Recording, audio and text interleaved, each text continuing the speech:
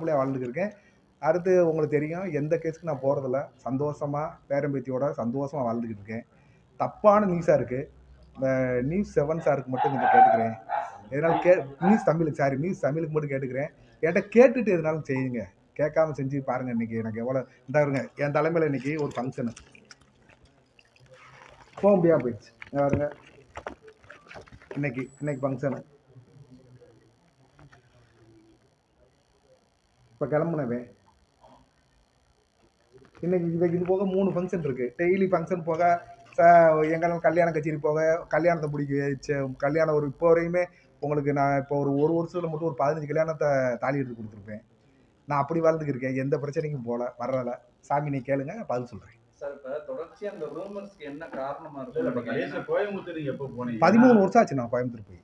அதுதான் ஏதோ பிரச்சனை பண்றதாக ஏதோ பஞ்சாயத்து பண்றதாக சொல்லி இல்ல, நான் போய் 13 வருஷம் ஆச்சு கோயம்புத்தூர் பக்கம் போய். இல்ல, அங்க உங்களுக்கு தெரிஞ்ச நபர்கள் வந்து சந்திக்க வாய்ப்பு இருக்கான்னு கேக்குறாங்க. அங்க நான் போக வாய்ப்பு இல்லையே. நேரடியா போகாத அங்க நபர்கள் வழியா பிரச்சனை இஷ்யூ ஓடுதான்றத இல்லையே. அப்படி எந்த பிரச்சனை கிடையாது. அங்க லாட்ஜில ஏதோ ஆயுதங்கள்லாம் பதுக்கி வச்சுக்கிட்டு கட்ட பஞ்சாயத்து பண்ணிக்கிட்டு இருக்கிறதா போலீஸ்க்கு தகவல் கிடைச்சதுனால உங்களை காலில் சுட்டு பிடிக்க சொன்னதா அப்படி ஒரு செய்தி ஓடும். நான் கோயம்புத்தூருக்கு போய் 13 வருஷம் ஆச்சு. அங்க உள்ளவங்க யார்கிட்டயும் பேசி டச்ல இருக்கீங்களான்றத கேளுங்க. ஏன்னா அவங்க போலீஸ் வந்து இன்னொருத்தவங்க பிடிக்கிறாங்க, அவங்க கையில சொன்னதுக்கு இல்லையே, அங்க யாருமே டச் இல்லையே. என்னோட என் கூட ஒரு பையன் வந்து செல்லையான்னு ஒருத்தர் இருக்காரு. அவர் அங்க கோயம்புத்தூர்ல இருக்காரு. அவருக்கு நான் எப்பனாலும் போன்ல பேசிக்கிறீங்க. அவர் மேல எதுவும் வழக்கு இருக்கா? அவர் ஆமா, ஒரே ஒரு வழக்கு இதுல இருக்கு. இங்க நம்ம திண்டுக்கல்ல இன்ஸ்பெக்டர் ஒரு இன்ஸ்பெக்டர் அந்த கேஸ்ல இருக்காரு. தொடர்ந்து நீங்க அமைதியா இருந்தாலும் உங்க மேல ஏதாவது ஒரு பிரச்சனை என்னன்னு தெரியலையே எனக்கு.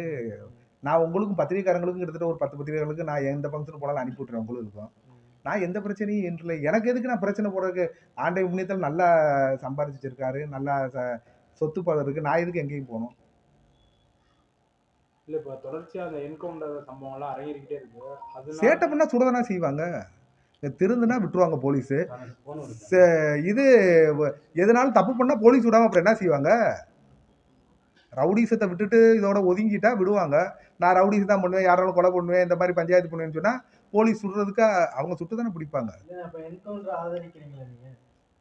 பண்ணி தானங்க தீரணும். கிட்டத்தட்ட வந்து 10 கோடி மக்கள் இருக்கும் தமிழ்நாட்டில்.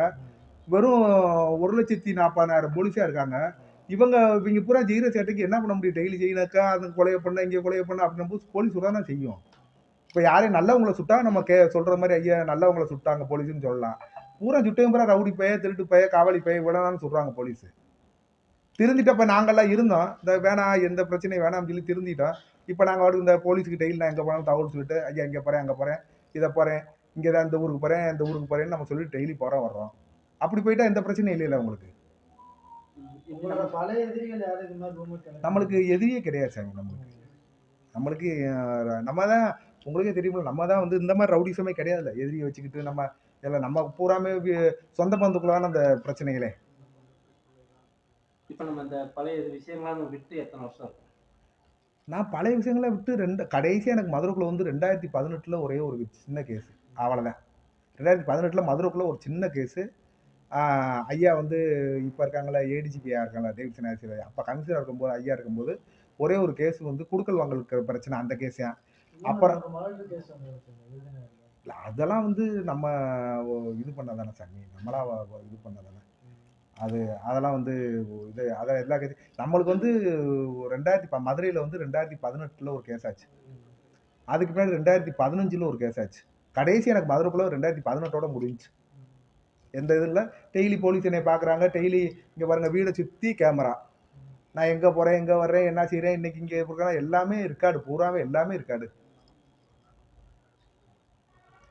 வேற என்ன சாமி இப்படி பந்தாவா நான் போகும்போது மக்கள் பார்ப்பாங்கல்ல, ஏடா வரிச்சு சொல்ல இப்படி இருக்கேன் என்னடா அப்படி கண்ணு போடுறாங்க சாமி. அவ்வளோதான், வேற என்ன இருக்க போகுது? டெய்லி இன்ஸ்டாவில் போடுறோம், அதில் போடுறோம், இதில் போடுறோம். எங்கே போனாலும் ஃபங்க்ஷனுக்கு போகிறோம், ஒரு 1000 பேரை பார்க்குறோம், ஒரு 5000 பேர் ஃபங்க்ஷனுக்குள்ள நிற்கிறோம் அப்படின்னும் போது யார் இதுதான் சாமி, வேற என்ன இருக்கு? சொல்லுங்க, கேளுங்க, சும்மா கேளுங்க. அப்படி கிடையாது, நம்ம இப்படி இருக்கோம்ல அதே பொறாம தானே. இந்த மாதிரி ஸ்டைல இருக்கவே பொறாம தானே. வேற என்ன சாமி? இல்ல நாங்களும் 2 3 இதே வீட்டுக்கு வந்துட்டோம். ஆமா. இதே நீங்க திரும்பி சொல்லிட்டீங்க. திருப்பியும் நாங்க திருப்பி இதே செய்திக்கு வர்றோம். இல்ல சாமி, நீங்க வந்ததுக்கு பின்னாடி எதனால நான் ஒரு ஒரு கேஸை நீங்க வந்ததுக்கு பின்னாடி ஒரு கேஸ் புது கேஸ் சொல்லுங்க. இது வந்து அந்த கொலை வந்து இப்ப எனக்கு கொலை கேஸ் போட்டது வந்து 7 வருஷத்துக்கு முன்னாடி நடந்ததெல்லாம்.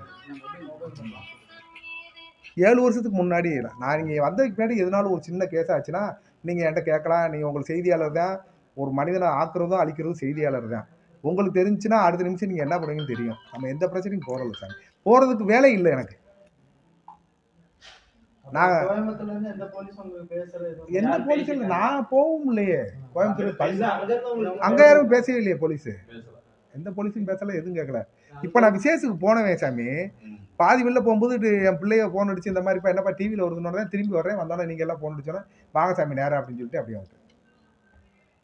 மதுரை உங்களுக்கு எல்லா வழக்கமே மதுரை போலீஸ் ஸ்டேஷன் இந்த மாதிரில இது ஓடுது என்ன எது கேட்டுருக்காங்க. கேட்கல அவங்களுக்கே இல்லையே, நான் தான் அவங்களுக்கே அனுப்பிவிட்டேன். இந்த மாதிரி செய்தி வந்துருக்கு சாமி எனக்கு ஒண்ணும் உங்களுக்கு புரியல. எந்த கேஸும் இல்ல எல்லாமே முடிஞ்சா இல்லை நெருக்கி கொஞ்சம் தான் கேஸ் இருக்கு. இதுவரை ஒரு 7 கேஸ் இருக்கு சாமி. 7 கேஸ் 7 கேஸா இருக்கு.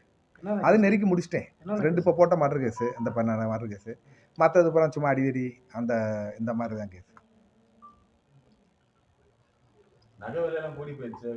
ஒரு அதனால இது இப்போ எடுத்த நகையிலே நீங்க வந்தப்ப இப்போ 3 வருஷத்துக்கு நீங்க வந்தேன்னு இல்ல இப்ப விஜய் கட்சி ஆரம்பிச்சிருக்காரு. நம்மளுக்கு அரசியலுக்கு சம்மந்தமே இல்லை. இல்ல நம்மளுக்கு அரசியலுக்கு நம்மளுக்கு சம்மந்தமே கிடையாது ஒரு விஷயம். நம்ம வந்து ஜாலி மேன். உங்களுக்கு ஏற்கனவே சொன்னது மாதிரி நம்ம ஜாலியானவன். நம்ம வாட்டு டெய்லி படம் பார்க்கறோமா, சாப்பிட்றோமா, தூங்குறோமா, ஜாலியாக என்ஜாய் பண்றோமா, டான்ஸ் ஆடுறோமா, இதான் நம்மளோட பொழுதுபோக்கு. நீங்க விஜய் ஒரு ட்ரிப் மதுரை ஏர்போர்ட்ல பாத்து ஆமா, ஏர்போர்ட்ல பார்த்தேன். பார்த்துட்டு அவர்கிட்ட சொன்னேன், சார் இந்த வில்லைங்கெல்லாம் போட்டு அடிக்காதீங்க சார், ரொம்ப போட்டு பாவ வில்லைங்கெல்லாம் அப்படின்னு சிரிச்சிட்டாரு. அப்புறம் அவ்வளோதான் அவர்கிட்ட பேசிட்டு. அரசியல் இல்லைங்களா சினிமால சினிமாவில் உள்ள அரசியல் வில்லனுக்கு அவர் இப்போ தான் கட்சி ஆரம்பிச்சாரு. நான் அவரை பார்த்து 2010 பார்த்தேன். சுறா படம் முடிச்சுட்டு வரும்போது பார்த்தேன் அவரை. ம். சரி, போனது 2021 செந்தில்குமார் கேஸ்ல உங்களுக்கு கைது பண்ணி விருதுநகர் கேஸ்ல கைது பண்ணி இது பண்ணிருந்தாங்க. அந்த கேஸ்ல இருக்க யாரும் இந்த மாதிரியான ஏன்னா அவங்க தொடர்ந்து இல்ல அவங்களுக்கு அதுக்கு சம்மந்தமே இல்லை. இல்ல அந்த அந்த கேஸ்ல உள்ள இன்க்ளூட் ஆயிருக்காங்கல்ல, அவங்க எதுவும் அந்த கோயம்புத்தூர்ல கேஸ்ல இருக்காங்க இல்லையே, அப்பெல்லாம் யாரும் கிடையாது. இப்ப திடீர்னு உங்க பேர்ல இப்ப கோயம்புத்தூர்ல ஒரு ஒரு பிரச்சனை இந்த மாதிரி ஆகுது அப்படின்ற மாதிரி ஒரு செய்தி வருது. அது என்ன காரணம்னு நினைக்கிறீங்க? உங்களுக்கு எப்படி அதிர்ச்சியோ அதை விட எனக்கு பயங்கர அதிர்ச்சியா இருக்கு. ஏதாவது ஒரு லீட் இருக்கணும். எதனால ஒண்ணு வரணும்ல, ஒரு ஒரு எதனால இது பண்ணிருக்கணும். எதுவுமே இல்லாம சுட எனக்கு அதுதான் ஒண்ணும் புரியல. ஐடியா உங்களுக்கு ஐடியாவே இல்ல. எனக்கு ஐடியாவே இல்லை. இப்ப நீங்க இங்க உங்களை நீங்க ஃபாலோ பண்ற காவல்துறையிட்ட பேசுனீங்களா? ஆமா, இப்ப நீங்க வந்தோடனே நான் வீடியோ அனுப்பிவிட்டேன் அவங்களுக்கு. அவங்க நேரம் கமிஷனர் ஏட்ட எஸ்பி ஏட்டெல்லாம் பேசி போகணும், அப்படி ஒன்றும் பிரச்சனை இல்லையே அப்படின்னு சொல்லி என்கிட்ட சொன்னாங்க. நானும் இந்த பிரச்சனை இல்லை அப்படின்னு. அப்புறம் நீங்களாம் வர்றதாக சொன்னேன் போலீஸ்ட்ட, இந்த மாதிரி வர்றாங்க எல்லாம். இப்ப மோஸ்ட்லி என்ன சொல்றாங்கன்னா இந்த என்கவுண்டர் பண்றது காலில் சொல்றதுலாம் என்ன பண்றாங்கன்னா போலீஸ் வந்து பேர் வாங்குறதுக்காக இப்படி ஒரு முக்கியமான ஆட்களை சொல்றாங்க வைக்கிறாங்கலாம் சொல்றாங்க. அந்த ரீதியில எதுவும் இந்த மாதிரி ஒரு எப்படி என்னோட கேள்விக்கு என்னன்னா, ஒரு ஆள் இருக்கும்போது ஒரு பேருக்காண்டி போலீஸ் சொல்லணும் தேவை என்னங்க இருக்கு? போலீஸ் வந்து இப்போ இருக்கிற டிஜிபியா ஏடிஜிபியாலாம் அவங்களுக்கு வந்து கரெக்டாக தப்பு பண்ணால் சொல்கிறான்னு சொல்லுவாங்க. யாரையும் போய் பிடிச்சிட்டு போய் இதுவரையும் போய்கிட்டு கண்ணை கட்டி அந்த இதெல்லாம் கிடையாது. நிறைய வெரைட்டி தானே சொல்கிறாங்க. தப்பு பண்ணால் வெரைட்டி தான் போய் எல்லாத்தையும் சொல்கிறாங்க. யாரும் அதெல்லாம் இப்போ போலீஸ்லாம் அப்படிலாம் கிடையாது. இப்போ போலீஸ்லாம் வந்து தப்பு பண்ணால் விடுறது கிடையாது. ஒன்று காலை உடைப்பாங்க, இல்லை காலில் சொல்லுவாங்க, இல்லைன்னா சுட்டு கொண்டுருவாங்க. அவ்வளோதான். 1க்கு 2 ஆட சொல்லுவாங்க, இல்லைன்னா அதான் வேலை. நான் உங்களுக்கு சொல்ல மனிதர்களாக இருந்தால் ரைட்டு, மிருகம் ஆயிட்டா இல்ல உங்க மேல 7 கேஸ் இருந்தும் நீங்க போலீஸ்க்கு சப்போர்ட்டா தானே இப்ப பேசுறீங்க. இல்லைங்க, நாம செஞ்ச தப்பு தானே. அவங்களும் பொய்யா நம்மளை ஒன்றும் வந்து திணிக்கல எந்த கேஸையும். நம்ம செஞ்ச தப்புகளுக்கு கேஸ் போட்டிருக்காங்க. கோர்ட்டில் வந்து அது தப்பா இல்லையான்றது கோர்ட்டு நிரூபிக்கும். அவ்வளோதான், அதான் முடியும். போலீஸ் சப்போர்ட்னா, போலீஸ் சப்போர்ட் எப்படின்னா சாமி, இப்போ நீங்கள் போகிறீங்க, இப்போ கேமரா வச்சுட்டு போகிறீங்க, உங்கள் கேமரா ஒருத்தன் பிடிங்கிடுறான், உங்கள் மனநிலை யோசிங்க. அப்போ நீங்கள் என்ன சொல்லுவீங்க? என்ன சார் கேமரா பிடிக்கிட்டு போயிட்டா சுடாமல் விட்டுக்கிறீங்கன்னு வார்த்தை வருமா வராதான்? அது மாதிரி பாவம் ஏதோ ஒரு ரூபாய் 2 வச்சு செயின் போட்டுக்கொள்ள போய் அத்துட்டு போய் அதை பண்ணி இதை பண்ணி தேவையில்லாத கொலையை பண்ணிட்டு பேசி முடிச்சுக்கணும் எதாக இருந்தாலும். மதுரை வந்து மீனாட்சி பட்டணம். இங்கே வந்து மீனாட்சியை விட பெரிய ஆள் யார் சொல்லி இங்கே யாருமே முன்னேறதே கிடையாது. முதல் அதுதான் மதுரையோட இது. என்னைக்கு அடங்கி போகிறோமா அன்றைக்கி ஜெயிக்கப்படுவோம் நம்ம. இப்போ இருக்க இந்த கமிஷனர் ஐயா வந்து 3-4 வருஷம் ஆச்சு. 4 வருஷம் அவர் தான் இருக்கார். இதுவரை என்கவுண்டர் ஆச்சா? தப்பு பண்ணா என்கவுண்டர் ஆயிடுச்சு, அவ்வளோ, வேற ஒண்ணுமே சொல்ல முடியாது. வேற என்ன சாமி? சார் நம்ம பாஸ்ட்ல ஒரு சில வாழ்க்கை அப்படி இப்படி இருந்திருக்கு. இப்போ ஆனா இப்ப இருக்க ஜெனரேஷன் பாத்தீங்கன்னா அந்த அப்படின்றதா கெத்து அப்படின்ற மாதிரி மைண்ட் செட்லயே இருக்காங்க. போதைக்கு அடிமையாகி நிறைய பேர் அது காரணம் என்னன்னா சாமி, உங்களுக்கு அன்னைக்கு சரக்கு போடுறதுன்னா ஒரு ஆளை கரெக்டா எங்கடா விற்கலாம் சொல்லி இன்னைக்கு மாத்திரை வாங்க வாங்க வாங்க சாமி. இன்னைக்கு மாத்திரை ஊசி அவர் அட்வொகேட் சிங்கராஜன் சொல்லி எங்க மனித உறவு களத்துல அவர் தான் அமைப்பா செயலாளர், பொதுச் செயலாளர்.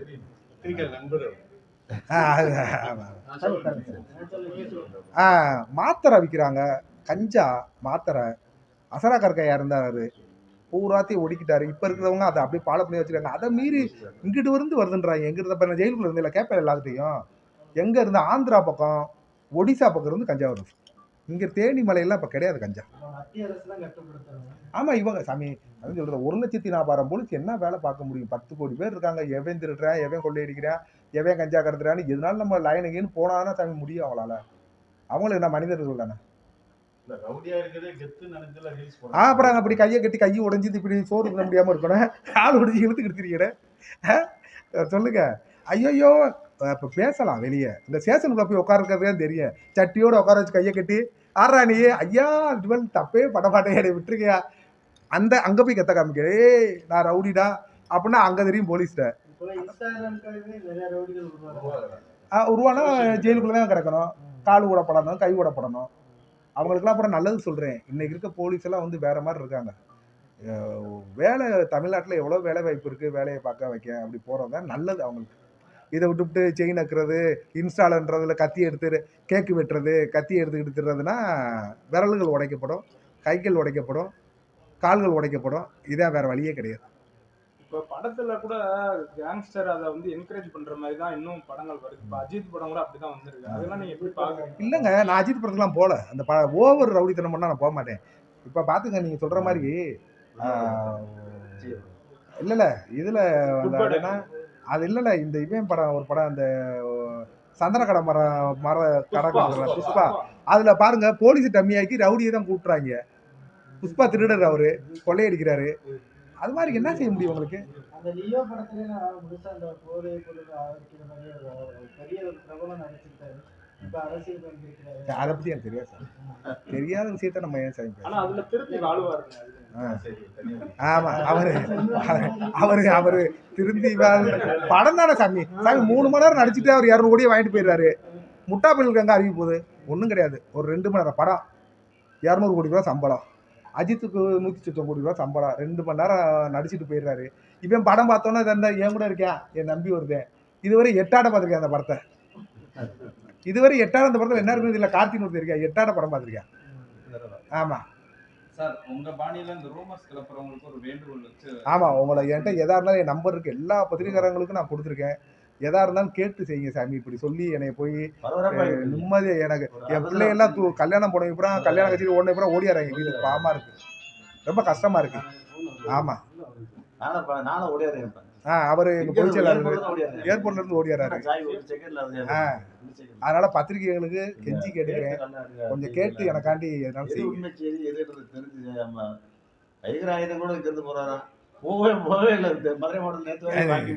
ஆயுதத்துக்கு வேலையே கிடையாது எனக்கு. இது வீட அதாவது 15 நாளைக்கு ஒரு போலீஸ் ஃபுல் செக்அப் பண்றாங்க, எல்லாமே பண்ணிட்டு போயிடறாங்க. போலீஸ் எல்லாம் எந்த இதுலயும் கிடையாது. வீட்டுக்கு யார் வர்றது யார் போறது கேமரா பாக்குறாங்க, வீட்டை செக் பண்றாங்க. 15 நாள் ஒரு நாள் வீட்டுக்கு போலீஸ் வந்துருவாங்க, எல்லாத்தையும் செக் பண்ணிட்டு தான் போறாங்க. நம்ம போலீஸ் கட்டுப்பட்டு நடக்கிறோம்னே, வேற எதுல இல்லை.